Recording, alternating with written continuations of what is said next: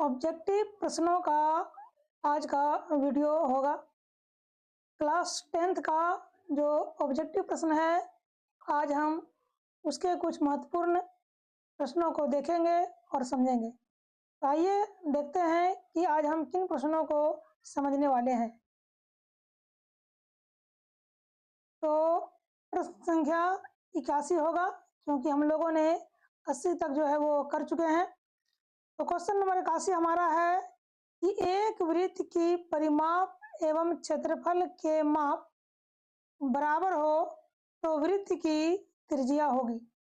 यानी कोई वृत्त है और अगर उसका परिमाप और क्षेत्रफल यदि उसका मान बराबर हो तो बताइए कि वृत्त की त्रिज्या कितनी होगी। जैसे कि वृत्त का जो क्षेत्रफल होता है वो फॉर्मूला होता है पाई आर स्क्वायर। क्या होता है? पाई आर स्क्वायर, ठीक है।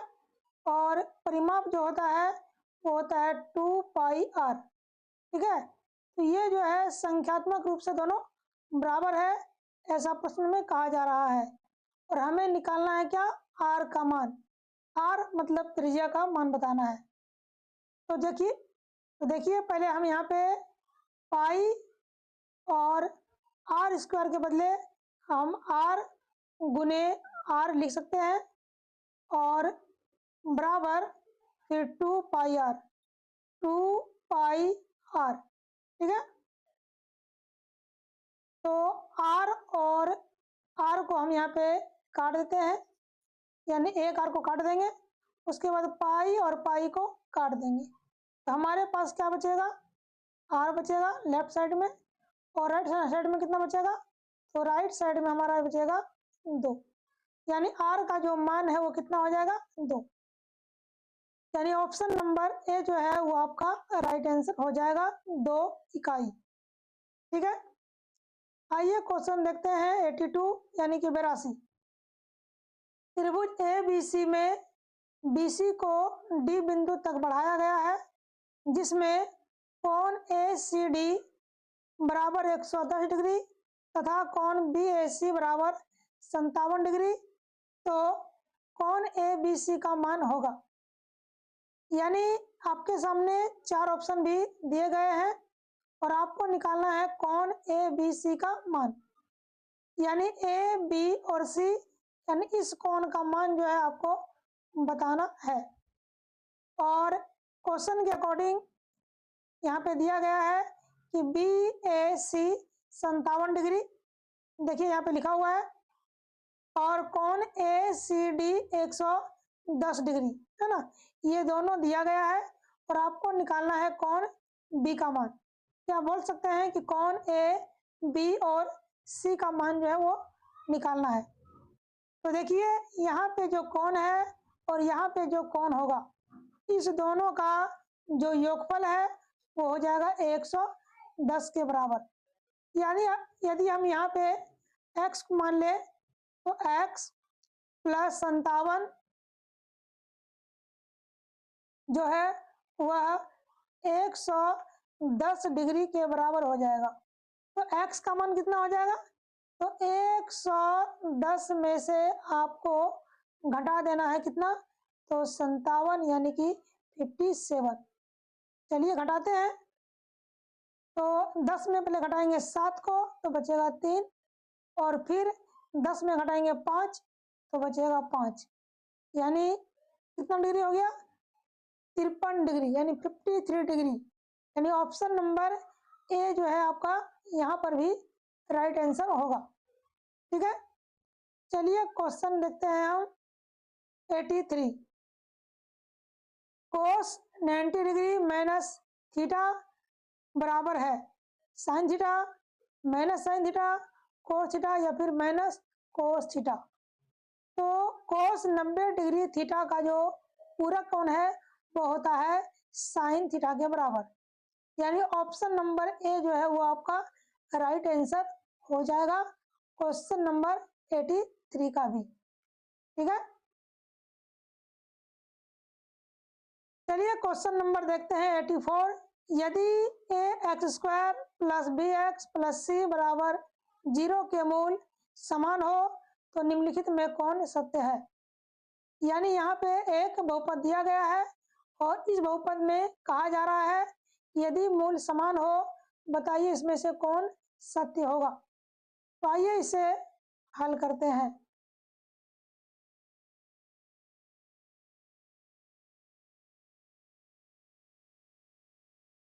तो 4 ऑप्शन आपके सामने दिए गए हैं। तो आपको बता दें कि मूल कब समान होता है, जब d का मान 0 होगा और d का फॉर्मूला क्या होता है, b square minus 4ac।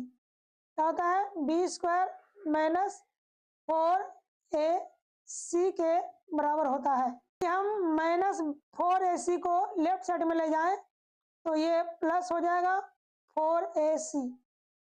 4ac क्या हो जाएगा, प्लस में हो जाएगा और b स्क्वायर भी जो है वो हमारा प्लस में ही रहेगा। ये हमारा आंसर हो गया और इसी को यहाँ पे उल्टा करके लिखा गया है। तो देखिए b स्क्वायर बराबर हम लिखेंगे 4ac, यानी आपका ऑप्शन नंबर बी जो है वो राइट आंसर होगा, क्योंकि इसी को हम लिख सकते हैं, क्या लिख सकते हैं, b स्क्वायर बराबर कितना है 4ac। तो यहाँ पे हम 4ac लिख सकते हैं। ठीक है, तो हमारा ऑप्शन क्या हो गया, बी नंबर करेक्ट हो गया। चलिए अगला क्वेश्चन देखते हैं। कोस 1 डिग्री, कोस 2 डिग्री, कोस 3 डिग्री, इसी प्रकार से कोस 180 डिग्री के 180 डिग्री तक जाएंगे तो इसका मान किसके बराबर होगा। 4 ऑप्शन आपके सामने है, -1, +1, 0 या 1/2। तो इस प्रश्न का जो राइट आंसर है वो हो जाएगा ऑप्शन नंबर बी 1। ठीक है, चलिए अब देखते हैं क्वेश्चन नंबर 86। यदि द्विघात समीकरण b - c × x² + c - a × x और +a - b = 0 के मूल समान हो तो a + c का मान क्या होगा। तो यहाँ पे आपको d का जो फॉर्मूला होता है यानी b square minus 4ac,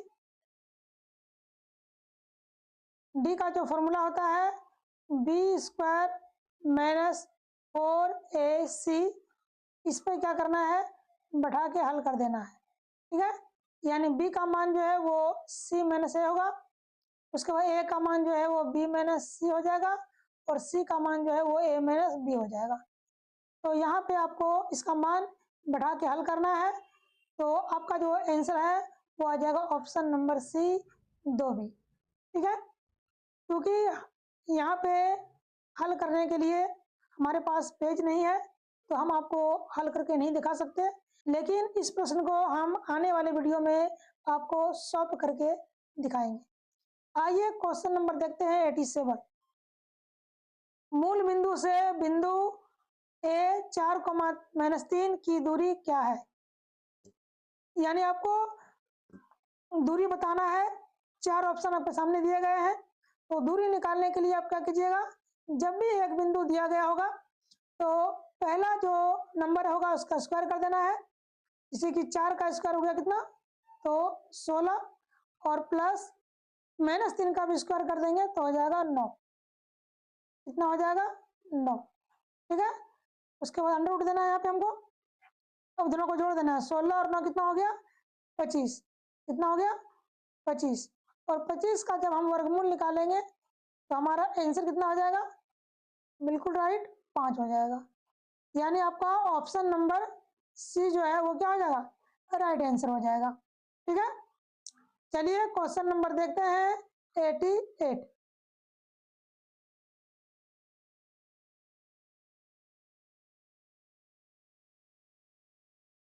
question number 88 कहता है कि 1 + tan स्क्वायर थीटा का मान है, यानी 1 + tan स्क्वायर थीटा किसके बराबर होगा।